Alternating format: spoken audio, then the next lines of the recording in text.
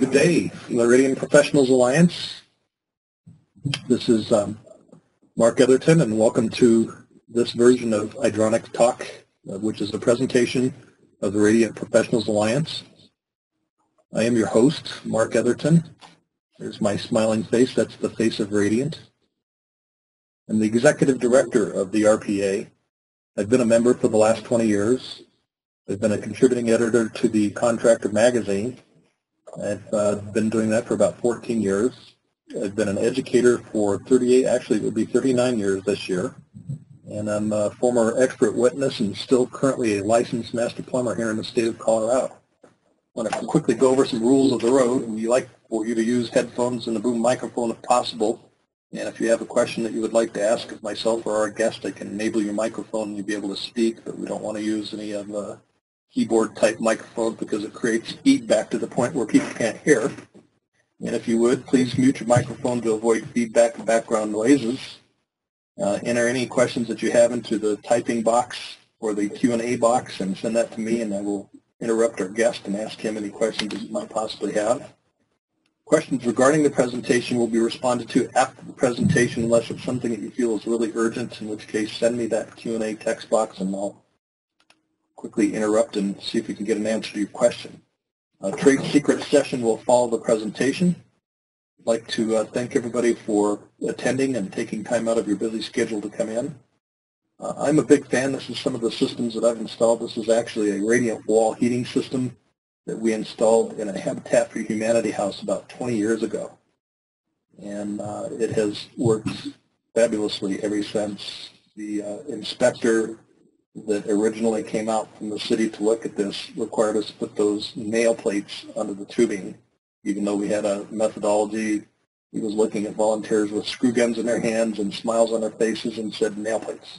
You got to put nail plates on or I'm not leaving the house. So we quickly put the nail plates on, and as soon as he left, we took the nail plates off and used some story poles, which basically showed our volunteers where not to put the screws. And they did the whole house with no tube hits whatsoever. So proper planning is a very progressive thing to do. There's the ceiling of my radiant heated house up in the mountains. It's basically a nice toasty warm system that I have internet control of, which our next session will be talking about that. And it works fabulously. It's like standing into the sun. It feels like it's glowing on us. Here's the only commercial that you will see today during this show.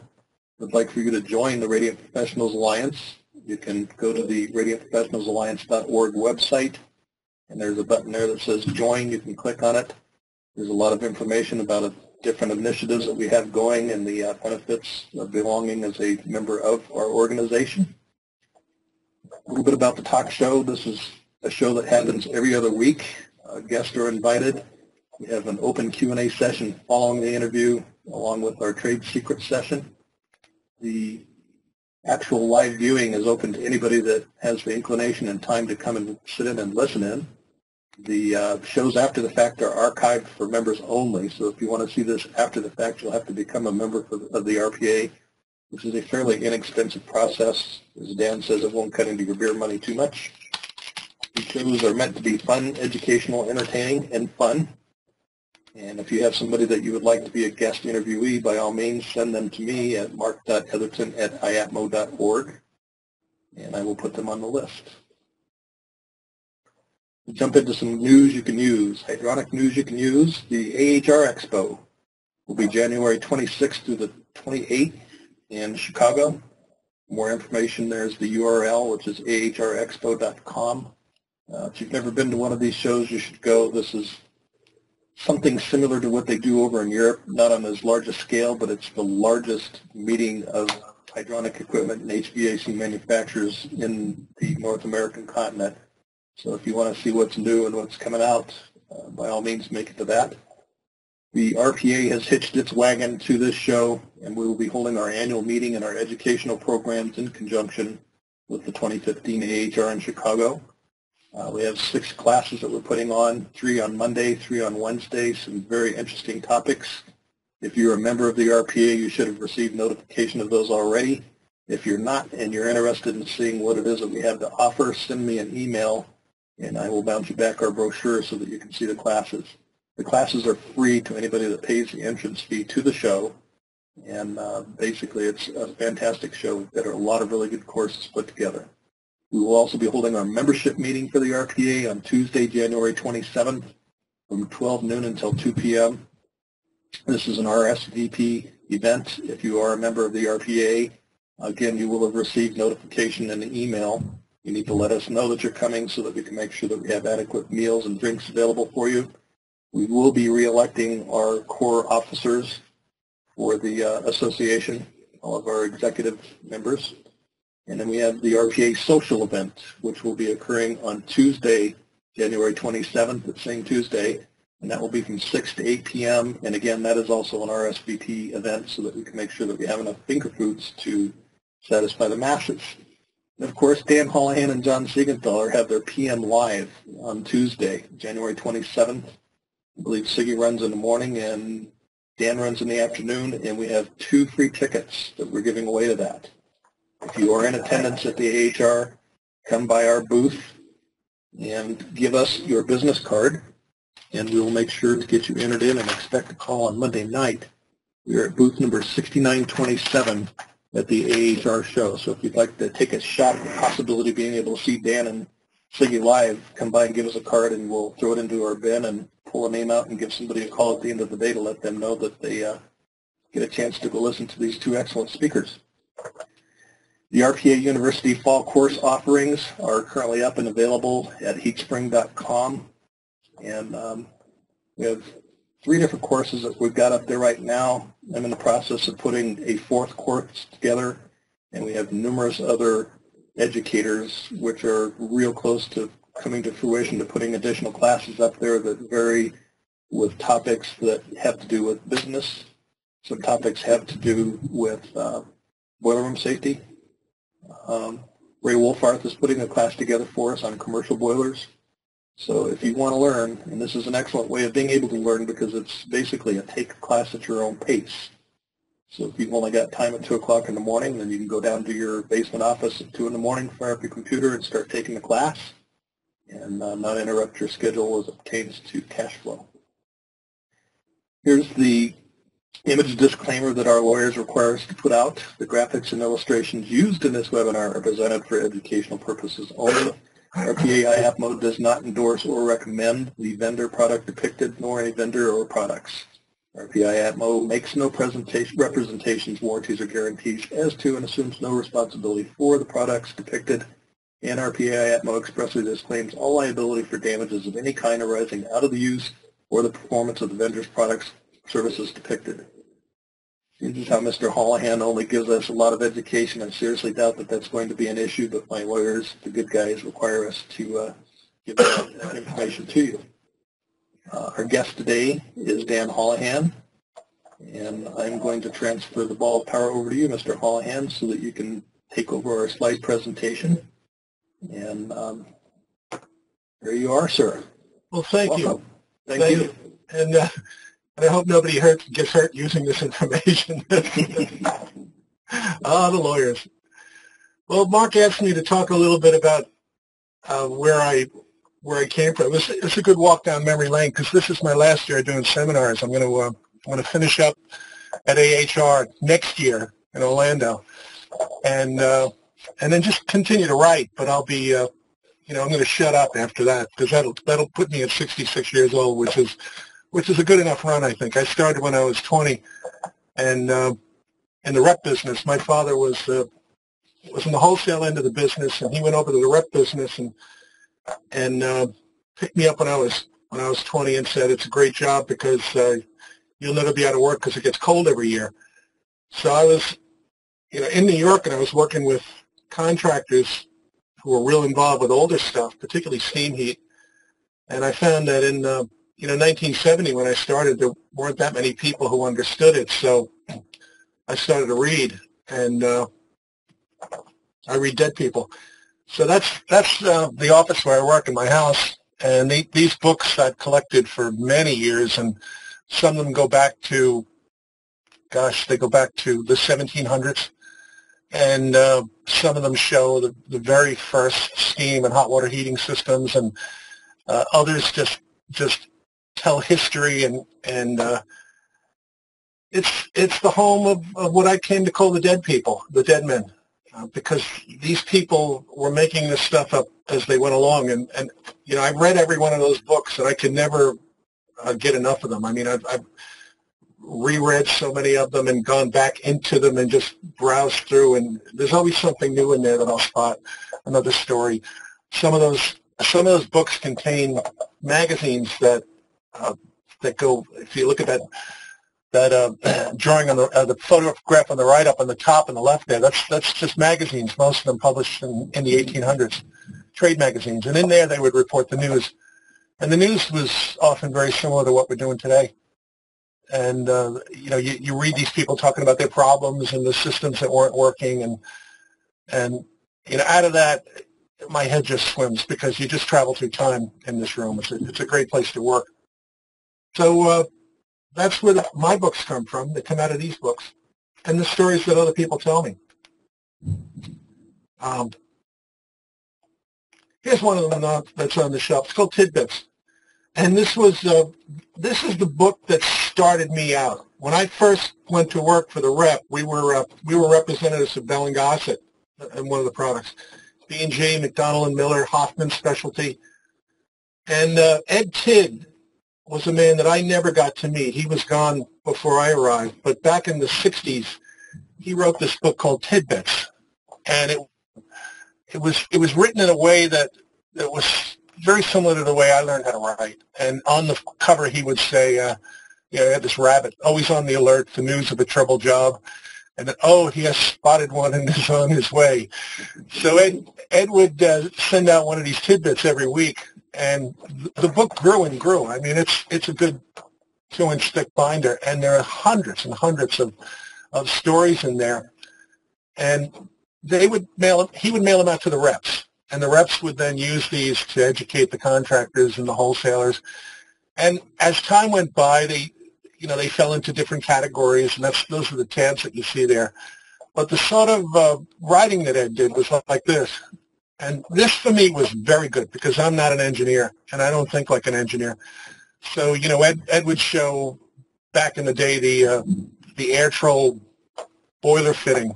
And I believe he was instrumental in the development of all that air troll stuff that Bell and Gossett had, the fitting that goes up in the old-style tanks and the air separators that dip down into the boiler. And you know, I could look at this and understand it, because, you know, he says when the pump starts, a whirlpool or vortex develops around the submerged dip tube. Well, yeah, okay, so there's no formulas in there. There's no mathematics.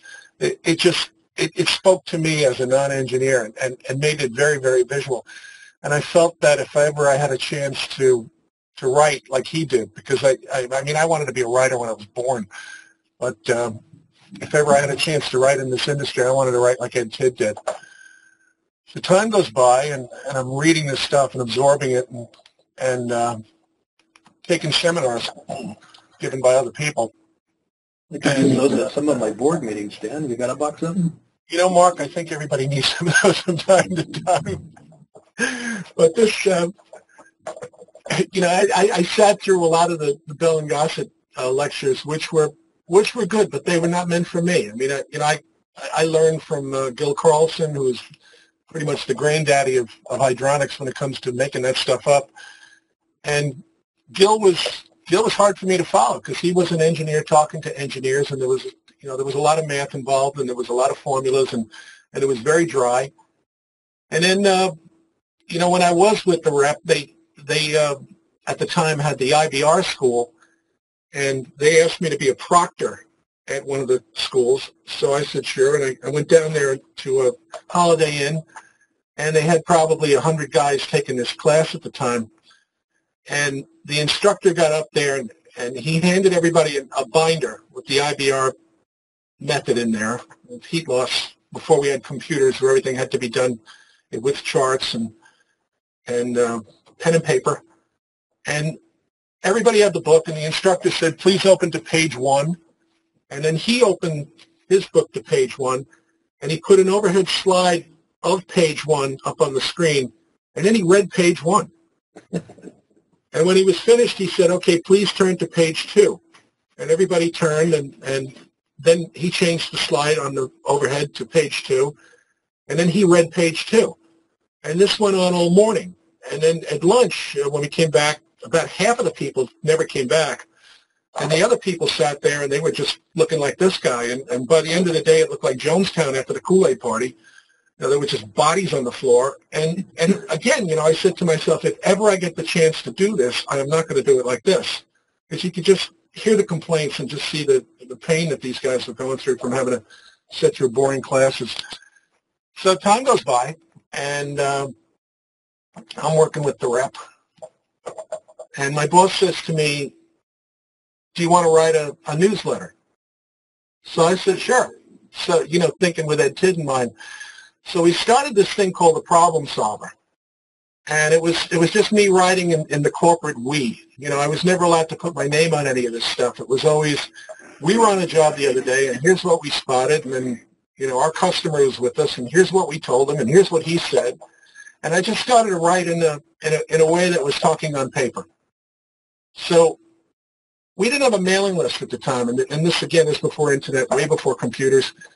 And my boss says, well, who are we going to mail this to? So I said, well, I guess we'll mail to the contractors. He says, well, where are we going to get a list? So I went to the public library with a pad, and I opened up the yellow pages, and I just started to handwrite every contractor that was advertising on the plumbing and heating, or plumbing and/or heating.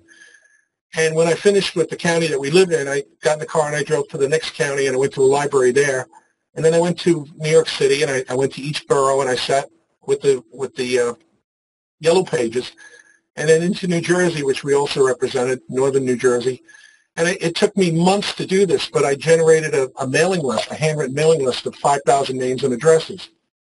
So the company then had those transferred to these metal plates that they kept in these drawers, these old styled mailing machines where you'd slide a tray of metal plates and it would print the envelopes off of that. And we sent it out, and this is 1984 on this one. So we started in February '84, and it was really popular. We did this every month. We sent it out every single month, and it gained a following. And I began to become a writer through this. So the contractors would feed back to me. They didn't know I was writing it, but they'd call in and say, hey, we got a story, or why don't you come and look at this job? And as this grew, it would talk about, say, zoning off a domestic water heater, or zoning off of a hot water zone off a steam boiler. And much of this was coming out of tidbits. Much of it was coming out of stories that the guys in the field were telling me. And it just grew, and it went on for years. So usually it was 6 pages long, and we mailed it out for free. And out of this, we would also offer to do seminars and whatnot. And from that came this book. And this was a lot of fun for me, because I was writing in each issue a little bit about steam that I was getting out of those books that I showed you earlier. Didn't have nearly as many as I have now, but there was enough in there to get me really interested in what I came to call the dead men. And I said to my boss, suppose we took like all the issues of the Problem Solver where I talked about steam and put it into a book that we would call the Steam Book. And he says, that's a great idea, and we could publish it in ITT's name, since we represent their products. And, one of the jobs that a rep has to do is keep the clients smiling, not just your wholesaler customers, but also your factories that you represent. So he says, you don't want to have your name on this, because lots of people will be calling you, and, they'll be bothering you. So let's just put the company name on there. So we didn't even put the name of the company I was working for. We put the name of ITT on there. And the book went out there, and they sold 10,000 copies at $10 a piece and thanked me very much. So I got nothing out of that, which was fine with me, because it was work for hire. But what it did for me at a relatively early age was say, you know what, you're a writer. You can make a living at this. But I wasn't quite ready to do it yet. So we moved on, and Problem Solver kept growing. And this was the sort of thing that we would do with it. We had a big challenge at the time.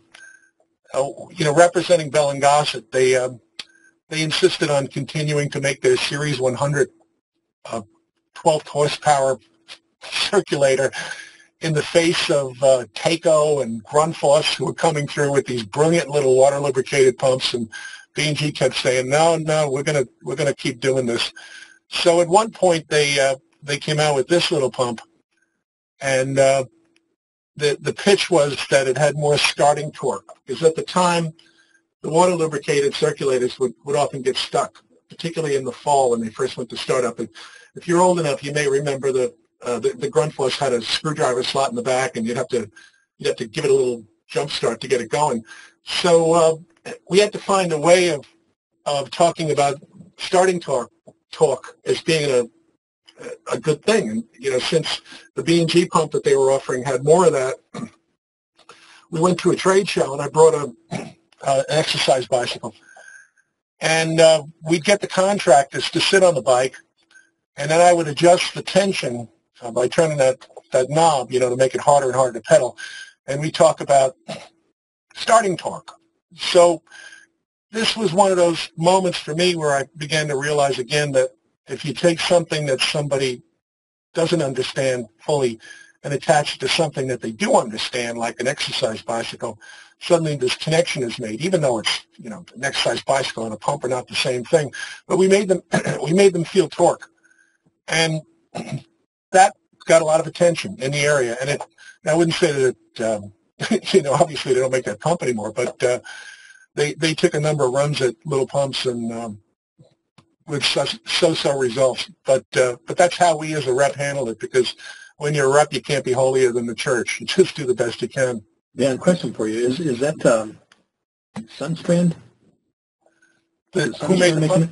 Yeah. At the time, I'm not sure who made that one, but they had Velo making them for a while, and they had there was several European manufacturers that it took a long time for them to actually come out and make something on their own. We used to have a division of Sunstrand here in Colorado that made components for satellites, and I ran into a pump that looked just exactly like that one time. It was old, water lubricated, and it was a Sunstrand pump. And it's like, wow, I didn't even know Sunstrand made those components. Yeah. Could very well be, but it's a heck of a memory, and I'm looking at that. I'm just thinking about how many there were. But no hands. Look, Ma. So then '86 rolls around, and I said, you know what? I want to be a magazine writer, because I was thinking at some point I should be in my own business as a writer, and I knew I couldn't do that unless I had an audience. So this magazine called Better Buildings was around at the time, and I offered to write an article for them, and this is it. So this is the very first article I ever wrote, and again, I was drawing on the history of heating, particularly in New York, and all the stories that were there, and it got some good press. And there you see a picture of a relatively young me in '86. So Stud. Yeah. What do you think? Handsome? Very handsome stud. Thanks. So the same year, I was a member of Toastmasters for a while. You don't become a speaker on your own. You gotta practice a lot. So I was big into Toastmasters, and in that same year, I submitted this article to them, and that was say it with rhyme to give all a good time. Because when I was doing the seminars back then, I had these epic poems that I would recite, and one of them was called "Dangerous Dan and the Hole in the Ground." And, I would start the seminar out by reciting this, and it was something that contractors weren't expecting, but I'd get up there and I'd say, I'll tell you a tale that will keep you spellbound of Dangerous Dan and the Hole in the Ground. It started out simply on a day just like this at a steam seminar I wanted no one to miss, especially Pete, who was a plumber by day, and who wanted to come, but his boss said no way. But I wanted him there, for this was Pete's dream. You see, the plumber by day was a student of steam, and at night he would sit till the first crack of dawn with the books and the drawings from the day long gone, and he studied the steam and the work of dead men who had come years before and who weren't there then to teach him the art he so wanted to know. So when it came to this class, well, he just had to go. Just so you know, that was from memory. So, and the poem goes on for about another 10 minutes. And I want you, and notice in there that I said, and he studied the steam and the work of dead men.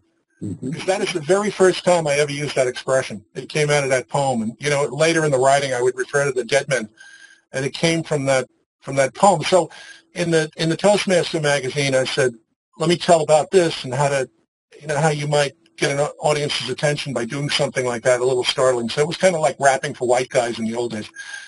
And people liked it. So that got us some attention. So again, time rolls by, and this is Wallace Ennis was the company that I worked for. That's Ennis on the left, who was no longer with us, and Wallace in the middle, who was like a second father to me, also no longer with us.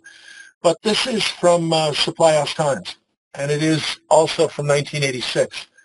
And what's interesting about this article is I decided to write to the editors of Supply House Times to tell them what we were doing with these seminars that we were doing, particularly with the poetry and whatnot. And they sent a reporter in who was Marion Horton, who wrote this article, and she was the daughter of the late great Charlie Horton, who was the editor of Supply House Times back then. Little did I know that I would wind up, you know, writing for Supply House Times for decades, and still do every month. But at the time, it was just the wholesaler magazine that everybody read, and so they made us Rep of the Year. Based on the seminars that we were doing and the Problem Solver newsletter that we were sending out. And they did this story about us. And what came out of that was this sidebar, which was good for me, but also bad for me, because what this did within my company was it kind of, it got me too much attention. And there were people there that were not happy with me because I got mentioned in this article.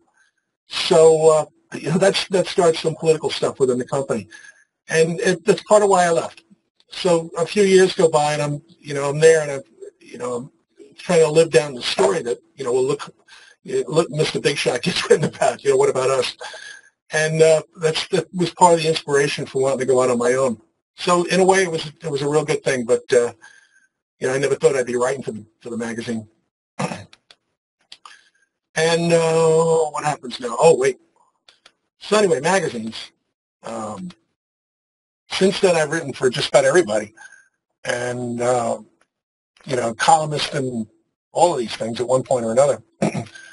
And, again, it's a good thing to have an audience before you go out into the world as a writer. So, knowing that I wanted to be a book writer, I had to develop a magazine audience. So that was the thinking behind all of that.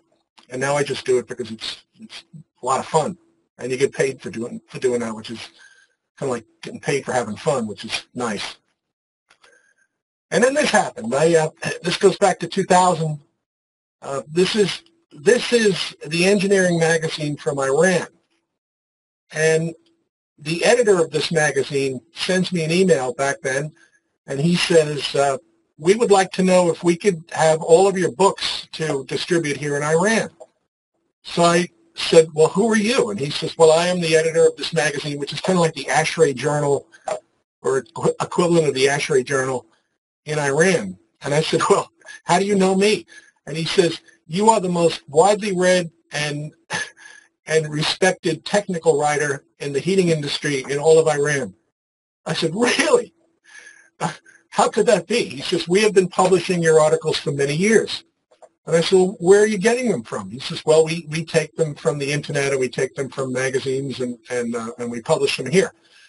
So I said, well, you're not allowed to do that because all of that stuff is copyrighted.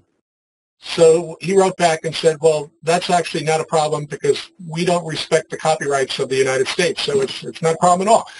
So at that point, I figured I could either get mad at this guy or I could just go along and kind of learn something about them and what's going on over there and how they differ from us.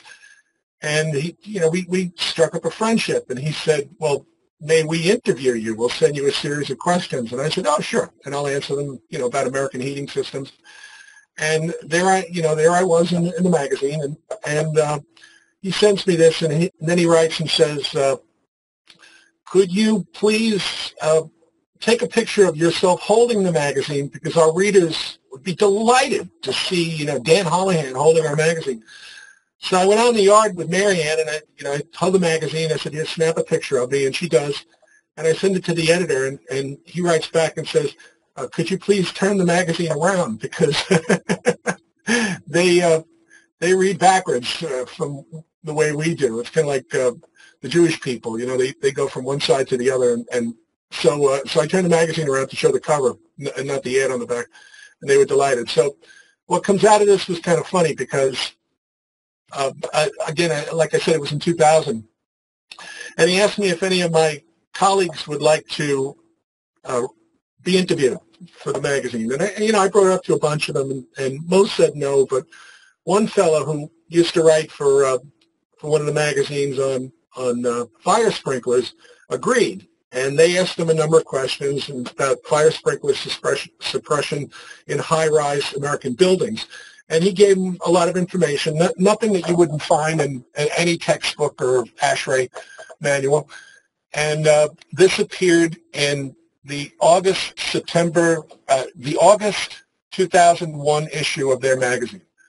Well, September 11th happens, and in all the craziness that takes place after that, when nobody knew who was responsible for this, the FBI shows up at my buddy's house and takes him in for questioning because they said he was giving information to the enemy about fire suppression in American high-rise buildings, and he had some explaining to do, but they held him for a while, and then, when he finally got out, he said, well, thanks a lot. I really appreciate the lead you gave me. But since then, there are people in Iran that contact me regularly, and we look at, I look at their work, and they tell me about their families, and they're just nice people. There's people over there are not necessarily involved with the politics like the people that run the government are. So, very, very, and the problems that they have as contractors are pretty much the same problems we have over here. So it's fun to branch out and learn about other people and other cultures.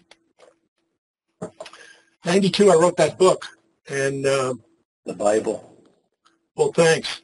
We started the company in '89, and Marianne says, well, what are you going to do? I said, well, I'm going to write this book about steam heat. So she says, well, how long is it going to take? I said, well, probably about 6 months, and it took 3 years because again, it was pre-internet, so I was working purely with these old books that you see in here.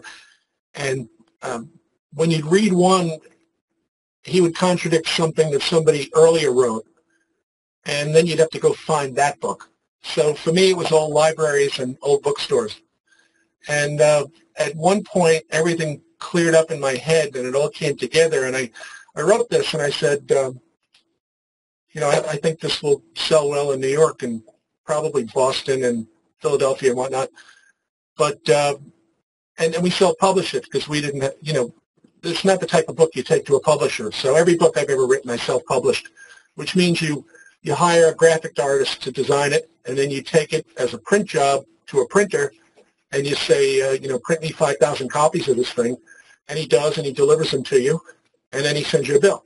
And then you got to figure out, what do I do now? So, that was why I had started out writing for magazines, so that I was known. So we put this book out there. We ordered, at the start, 5,000 copies, and it sold out in 6 months. And what was amazing about it was it sold in every state, including Hawaii. And while this was going on, I couldn't believe it because we were working out of an old bedroom in my house, and it was just Marianne and me. We're putting books in bags and taking them to the post office every day. And we got an order from NASA. And Marianne says, it ain't rocket science. I said, no, it must be harder. So we saved that for years because it was about 20 pages. It was a purchase order from NASA to buy this book because they had some steam-heated buildings. And what I learned from this is that everywhere there are old buildings, there remains steam heat. So we sold out on the first printing and again and again. And I think the book is in its 26th or 27th printing at this point. And, out of that, I wrote more. Decided, well, let me write a book. The next book was going to be about hot water, so I wanted to write a book that was similar to the R.M. Starbuck books of the old days, which followed a question and answer format. So I called it How Come? And it was, how come this, how come that? And it was going to be questions and answers. So I'm in the middle of writing that book when Marianne gets a letter and a check for $20 to buy my book, Pumping Away, which I had not written. And not only had I not written it, I hadn't even thought of the title. But the guy sends this letter, and he says, I want to buy Dan's book, Pumping Away. Here's $20. So Marianne says to me, write a book called Pumping Away. I'm not sending this check back. So, good office manager. Yeah, so part of how come was an explanation of publication and all that, and it was all in Q&A format. So I excerpt that and I put it into prose and, added a little bit here and there, some more stories, and gave it to our printer and said, make me a book called Pumping Away. So he says, well, there's not much here. So I said, well, bump up the size of the type, to flesh it out. So he did, and since then, so many guys have said to me, I really like that book because it's easy to read and the type's real big and my eyes are not that good. So that was the way that came to be, and then the others followed, and I think it was 17 books all in all, and some of them were successful, some of them less successful, but that's how it rolled. And then right at the beginning of the internet thing, a guy comes to me and says, you should have a website. So I said, what's a website? I think this was in '97. And he says, well, it's a place where people go and they get information. And so I said, okay, build me a website. So he builds me a website called danholohan.com, which made sense at the time. And we're putting this thing together, and he says, you can have a links page on there. I said, what's that? He says, well, it's a page where you can link to other websites that are interesting to you, and they may link back to you, and the more people that link back to you, the more popular your site will be. And this is pretty much before search was around too. Search was very rudimentary in '97. So I said, yeah, there's this company that I'm buying these old books from, and all they sell is used books.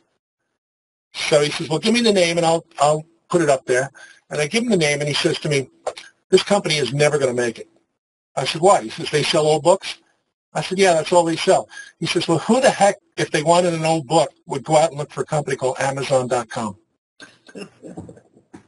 So I said, well, no, they're great, and so he put it up there as Amazon.com, and all they sell was books, and they were only a couple of years older than we were, but and they did better than we did.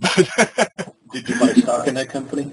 No, I should have, but I also should have bought up every URL that had anything to do with plumbing and heating if I had any brains in my head. Yeah, but, I meant to tell you, I've bought 3 copies of The Lost Art of Steam Heating. Thank you. And the reason that I have to keep buying copies is because, being the nice guy that I am, I lend them out to my work associates that run into a problem. Like, here, read this book. This will answer everything for you. I love that. I forget, and they forget, and then I'll be in their office one day and go, gee, that book looks familiar. Can I have it back? Hell no. Get away from my book. Wow. Well, you helped me put those kids through college, so I appreciate that, Mark. Thanks. My pleasure. So when we got into the internet, it was kind of like the Wild West, as you remember. Because, you were there in the very beginning, and we set up a site with a chat room where anarchy reigned, and went through that for a couple of years, and then people would come to the site because it was like going to a car crash, and that went on for a while till it got completely out of hand, and we had to take it down and start again. And when we started again, we renamed it Heating Help, because it dawned on me that if people knew my name, they would find us. But better to name a website after what it does rather than who you are as the owner. So once it became Heating Help, everything grew. And this is on the screen the 4th iteration of the site. You have to keep changing to keep up with technology, and this has been up for almost, I guess, about a half year or so that we've had this site. And yesterday I was looking at the stats, and we had more than 20,000 people on the site yesterday. So one day. Yeah, that's in one day. So we typically average around 250,000 people every month that come in and spend time, and a lot of people spend time on the wall, where they ask and answer each other's questions. So, but my hope was that it would just be what it says here, an online resource for heating answers, where we load a lot of the old material that you see here in my office was scanned by myself and scanned by other people over the years, and just to make it a place where people can go and get answers, particularly guys that are in the trade, because I was never of the trade. I mean, I've always been a writer and or working for the rep. but I've always felt there should be a place for you to get answers, on your schedule, because I know how hard you work. And back in the day, it was you went down to the wholesaler and you went to talk to old Joe, who was the guy that was, as old as your parents, and he knew. And if he didn't know, you were pretty screwed, because if he didn't have an answer, nobody did in your town. But now this is the new town. And here, if you take a picture of something that's old and weird and you put it up there, chances are somebody's going to give you an answer within a minute. And that's been the way it's been for me. So that's the story so far. Everything grew out of the only two things that I'm good at, which is one is telling a story and the other is bringing people together. Those are my talents. And having daughters. Yeah, I was good at that. All four of them. Surrounded yourself with beautiful women. And they had daughters, so I'm surrounding myself with beautiful granddaughters too now, and a grandson. I had a bunch of beautiful daughters, and all they're bringing back me as grandsons. I've got the start of my own softball team. Wow, ain't nothing wrong with you. Here's a trivial question for you. Do you remember the name of the person that wrote the very first post that you had to take down on your first website? Would it be Jeffrey? No, it was H. Kent Craig. Oh, right. Okay. Yeah. I could not believe his first post was scathing of his previous employer, and I mean, it was like, holy cow, this is like libelous, slanderous type stuff there.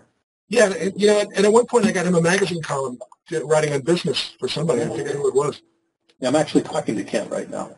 He's in Oklahoma.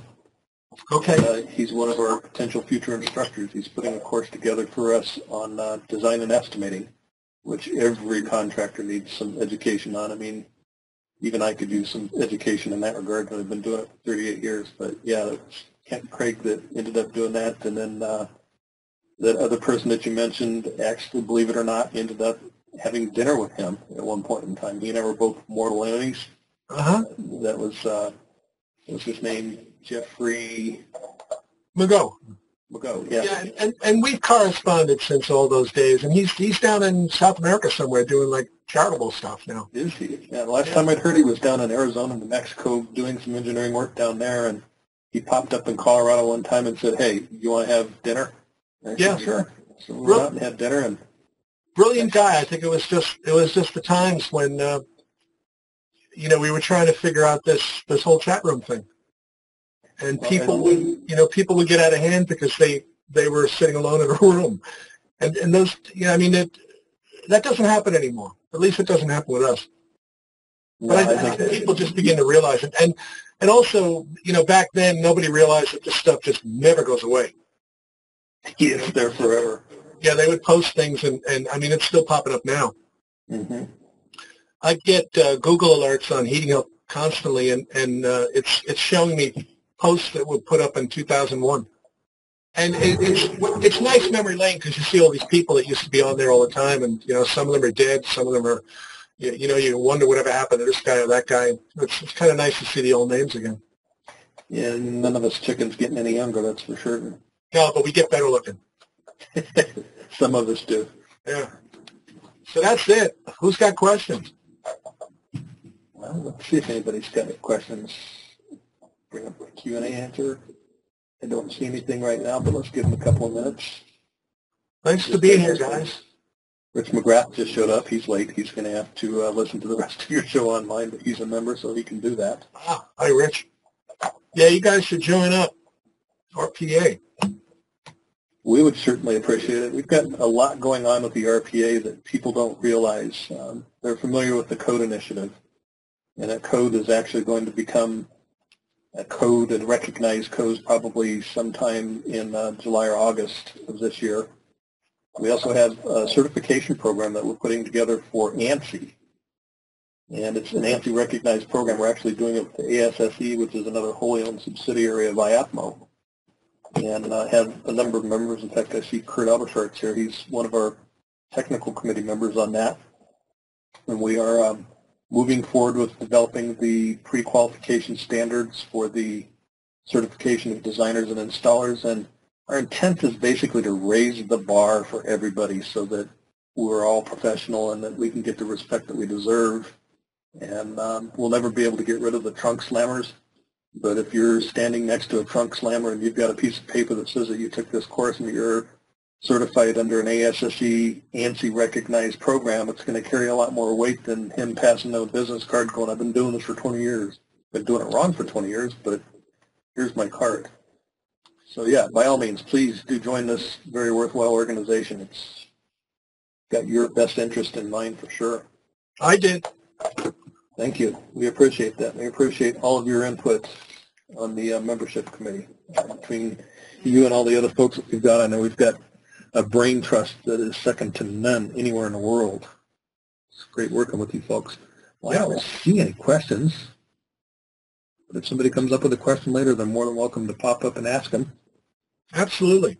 Let's give you thanks. I very much appreciate you taking time out of your busy schedule and being able to spend time with your grandkids to come here.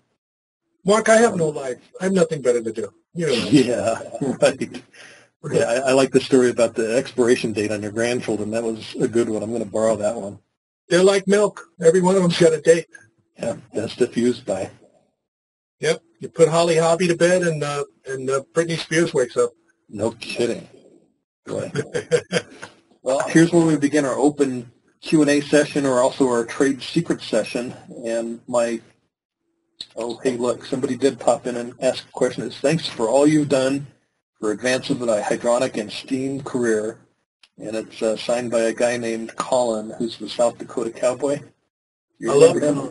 Oh, sure. Long coat. Yep, long black coat. How you been, Colin? He's great. He's also on my committee. He's the chairman of our public policy committee. Colin, I remember Colin came to our first wet stock when we used to have those events. Yeah, showed up in his slicker. But yeah, in the cowboy hat. Yep. This lovely family in Marlborough, Massachusetts. I remember that. That was where I introduced Copperhead Ken to Bob Rohr. And that's also where Scotty Milne introduced John Barber to his current wife. Oh, really? I didn't know that. Yeah. Small world. Yeah. Yeah, I remember from the old days back on the wall that Ken was dead set against flat rates and said that made some kind of a pretty obnoxious remark in regards to Ellen Rohr that, no woman should ever be trying to teach a contractor how to do pricing and plumbing and stuff. And I think he probably didn't realize that she was married to a plumber and that they were both running a business at that point in time. And we were standing in the bar, and I knew Ken from previous exposure to him, and Bob Rohr comes walking up next to me on the other side, and I said, "Oh, you two need to meet each other." It was pretty funny because Ken's big. Ken's like 6'6". He's a huge teddy bear. Yeah. And Bob's no slacker himself, and they just kind of looked at each other and went, "Oh, well, glad to meet you. How you doing?" And they ended up getting along great. I mean, it's funny what happens to people when they're on the internet behind a keyboard are a completely different soul than they are when they're eye to eye with a person and meeting them with in person. It's like, okay, well, maybe I won't rip your head off. So true. So true. Well, that's why we used to do those events so people could actually meet in person and get along better. And that changed the whole character of the website too, because you go back on now, you just had a beer with the guy last week, and now you're talking to him. You know who he is. Mm-hmm. I think Rich McGrath wants to ask you a question. I'm going to unmute his microphone. Richard, are you there? No, I had no question. Oh, okay. How are you, Dan? It's good to hear your voice. Yeah, sorry I'm late, gentlemen. I had a finger partially chopped off, and pain meds are a little better than they used to be. Now, your story's better than mine. Why would you do that? Slow day? Yeah, there you go. Gosh. Ford F-250 axle on 3 of my fingers. Oh, man. You going to be all right? Oh, I'll live. Okay. You'll just look funny flipping the bird now, huh? Wiring may be a bit more of a challenge. It's what you need to get an apprentice for, Richard. Any of us getting any younger, we need to start teaching these young kids how to do this stuff so that we can work smarter and not harder. I got hurt on my keyboard the other day. I got a little ache in my knuckle. It was rough. It was rough. Marianne told me to hold my hand up, and That'll happen. Yeah, I have to rest up. Well, Rich, I'm going to put you back to sleep if you had nothing to say. Yep. Thank you for showing. I appreciate you coming. Thank And the Q&A session this round, I wanted to talk about leak detection on old radiant floor heating systems that have had new high-efficiency modulating condensing boilers replaced and installed. And the biggest problem with trying to find a leak is trying to figure out, A, where the water is going to. We know where it's coming from. We've got a makeup valve. And with these older cast iron vessels, it was very simple to disconnect the circulator, turn the thermostat up so that the vessel stayed hot and under fire, and we keep the water pressure connected to it so the water is going to flow from the heat source to wherever the leak is. And if you've got a check valve anywhere in the circuit, then it's obviously going to go in one particular direction. If you don't have a check valve, it'll go in two directions. But it gives you the ability to be able to at least feel the supply and return lines that are headed out to the distribution manifolds and give you an idea of where to start looking for these leaks. I don't know how much experience people have ever had with a low-mass ModCon boiler, but you absolutely do not want to fire it without having the circulator on, or it will start doing what we call the low-mass steam dance, which will make your sphincter do the mamba and make your feet want to run away from your body. So how do you figure out how this is going on? I mean, you can't fire the boiler, therefore you can't produce hot water, which would normally flow to wherever the leak is going to be. And the solution to that is that if you've got a domestic hot water storage tank sitting there, which most boiler rooms do, then you can pressurize that whole circuit with the potable domestic hot water, which will then send you in the direction of where the leak is at. And I know, Dan, you've done a number of articles on finding the leaks actually in the floor themselves. I think you had one at one point in time that talked about a guy that used to bring old cats into the room. Yeah, cats and mops. Right? Turn the cat loose and watch where he lays. They're smart. They can sense heat, and they'll lay wherever that warm spot is. Yeah, that was the old Long Island trick with Levittown. And then mop the floor with a damp mop and see where it dries out first, which would theoretically show you where the leak is. Yeah, not as expensive as that camera. No, it's not. I love my camera, but my camera got me into trouble a couple of times. I'm waiting for a new battery for it right now, which cost me my right arm. I won't be able to work next week. But okay.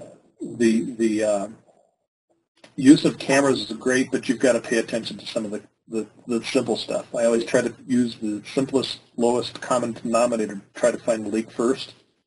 And I had an apartment complex that had 3 buildings on one boiler. And the boiler was located in Building A, but it also serviced Building B and Building C.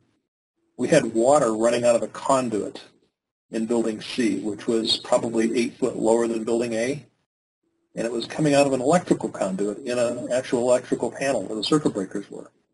And it's like, where in the heck could this water be coming from, and who would possibly create that kind of a cross-connect? So we spent a lot of time, and the heating mains were in the ceiling of the garden-level apartments, but they had a bunch of branches that would drop down and run through hot water baseboard, and so consequently they had a lot of loops that were under the floor.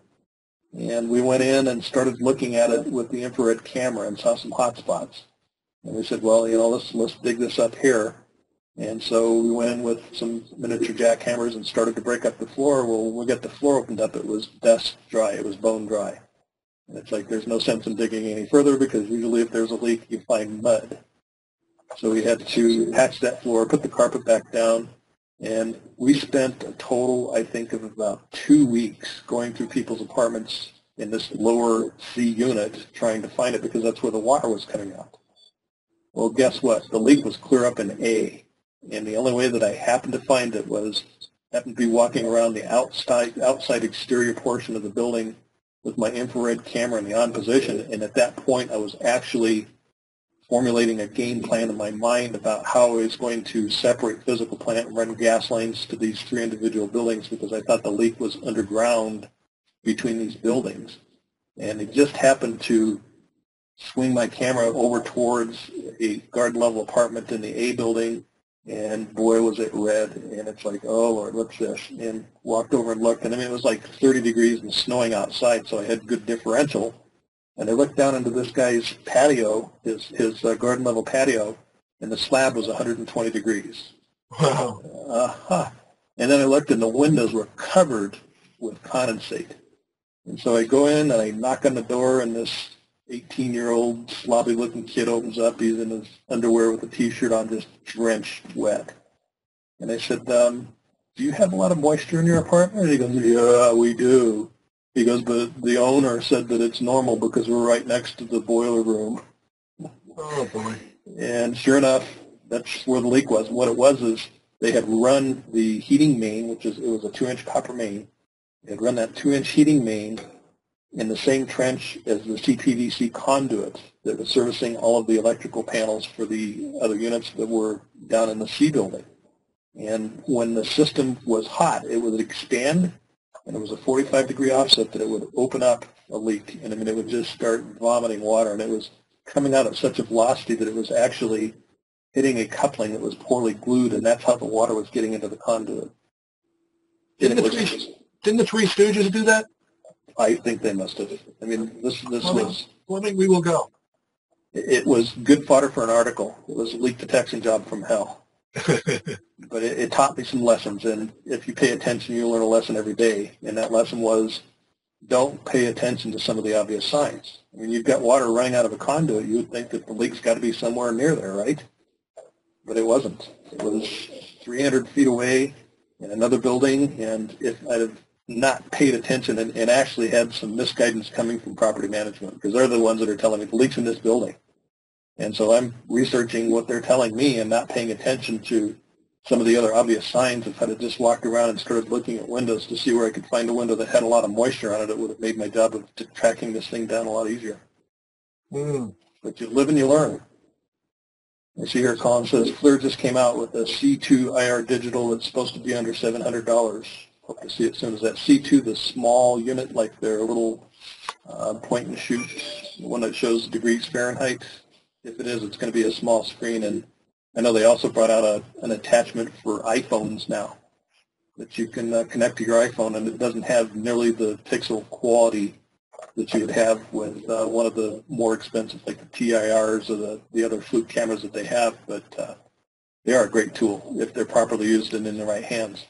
We ended up having to use Doppler leak detection on this job, and I should have paid attention to that too. Doppler is not an inexpensive method. It cost about $1,000 per hour for this technician and his machines to be on site. And he's got his stuff strapped to all the pipes and stuff, and he says, it's telling me the leak is further upstream. I'm like, no, it can't be. They say the leak is in this building. And he says, that's not what it's telling me. It's telling me that it's further upstream. And sure enough, he was right.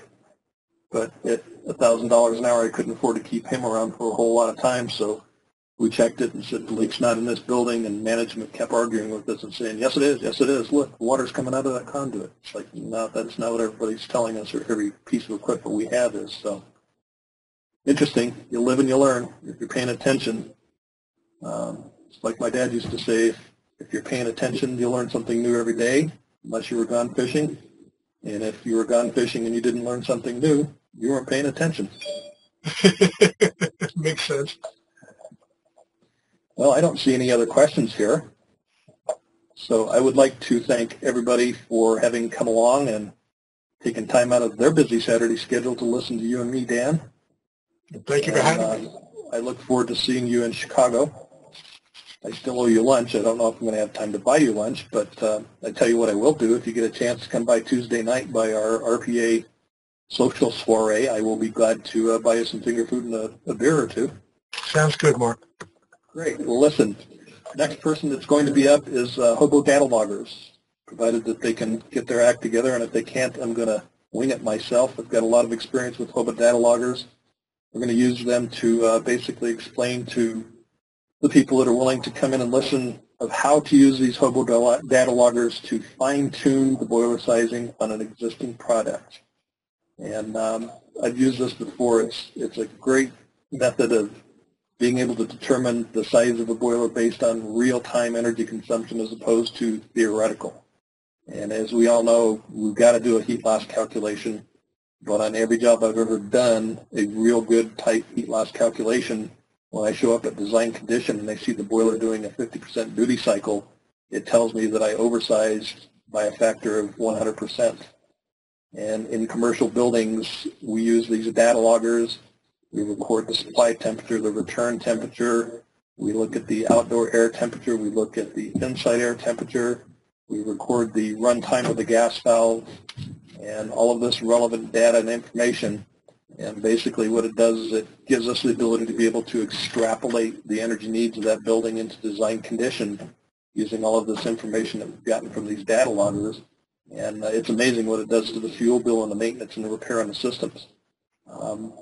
Unfortunately, the domestic hot water load is typically greater than the space heating load in a lot of these applications. And you've got to cover the worst case scenario. But if you split the system up with some mod-con boilers, you can give them a 30 to 50% reduction in energy consumption and a decrease in the complaints from people about shortages of hot water, and keep them nice and comfortable and make the owners happy by reducing their gas bills by 30 to 50%. So tune in next week, 2 weeks from today, and we will dive into these hobo data loggers and figure out how to use them to fine-tune your energy consumption on some of these buildings. Any suggestions, feel free to send them to me, mark.etherton@iatmo.org, and we will talk to everybody in about 2 weeks. So again, thank you all very much for coming, especially you, Dan. Great. Thanks everybody. Appreciate it. And if you're not a member yet, become a member of the RPA. Join this very worthwhile organization. Absolutely. We will talk to everybody in 2 weeks. Okay. Bye-bye. Thank you. Bye-bye.